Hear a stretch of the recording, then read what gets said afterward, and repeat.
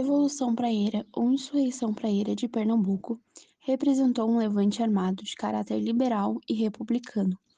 Liderada por Pedro Ivo Veloso da Silveira, a revolta ocorreu na província de Pernambuco, no final do período do Brasil Império, entre 1822 e 1889. Durante o segundo reinado, governo de Dom Pedro II, entre os anos de 1848 e 1850. Foi considerada a última revolta do período imperial, tendo como principal objetivo pôr fim ao sistema político vigente das elites conservadoras, onde o poder local era monopolizado pelas famílias aristocráticas, Cavalcante e Regia Barros. O termo praieira, associado à revolta, remete ao nome da rua Rua da Praia, local onde era a sede do Diário Novo, principal meio de comunicação do grupo liberal, o qual recebeu o nome de Praieiros. Em resumo, a Revolução Praieira representou o choque político entre os liberais e os conservadores. Em fins do segundo reinado, a população de Recife se encontrava insatisfeita com o aumento da desigualdade social, o controle do monopólio político e comercial Portugal, dentre outros problemas. Assim, quando foi eleito governador da província de Pernambuco em 1845, pelo Partido Conservador, Antônio Chinchorro da Gama despertou grande insatisfação na população, sobretudo dos liberais que ocuparam o poder no período anterior de 1844 a 1848. A partir disso, com o apoio dos federalistas, socialistas, republicanos e os setores populares, os liberais almejavam, primeiramente, destituir Chinchorro do cargo. Ao lado de Pedro Ivo, líder militar da revolta, estavam Borges da Fonseca, com quem escreveu o Manifesto ao Mundo, e o deputado Joaquim Nunes Machado, influenciados pelo socialismo utópico, do qual destacam-se os pensadores Robert Owen, Charles Fourier e Saint-Simon. Estopim da Revolução Praieira. Podemos perceber, portanto, que havia um cenário explosivo em Pernambuco. As disputas intraoligárquicas estavam com contornos bastante violentos, e a população urbana de Recife estava sendo radicalizada por conta de sua insatisfação com o custo de vida e a falta de empregos, causada em grande parte pelos próprios praieiros. Essa situação saiu do controle quando uma reviravolta política aconteceu. No começo de 1848, os liberais perderam o controle do gabinete ministerial, sendo substituídos pelos conservadores.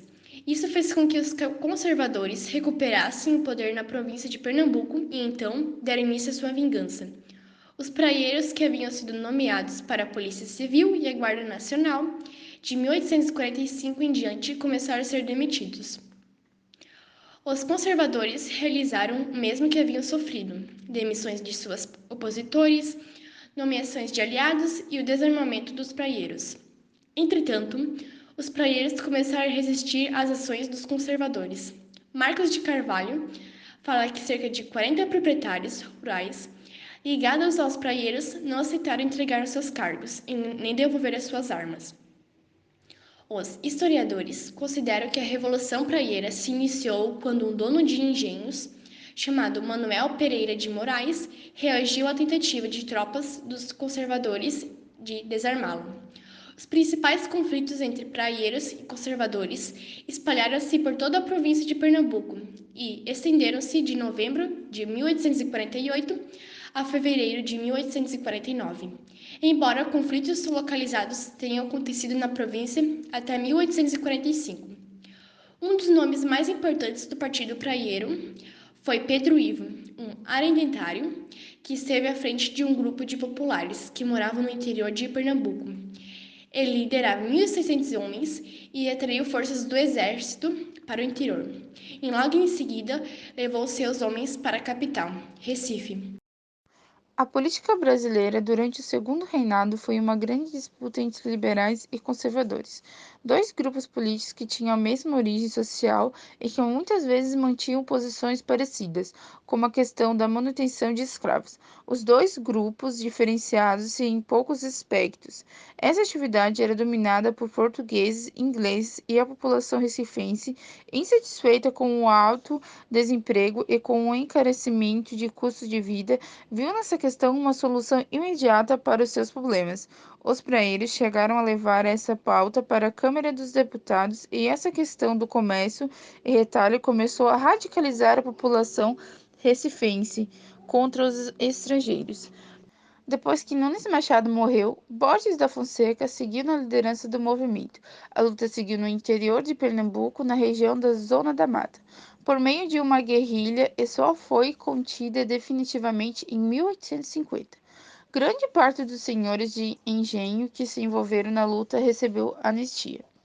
A Revolução Praeira foi a última rebelião de caráter liberal no Nordeste que marcou também a derrocada dos liberais. Com sua reputação Machado pelo envolvimento na luta em Pernambuco, esse partido só retornou ao poder no parlamento em 1864.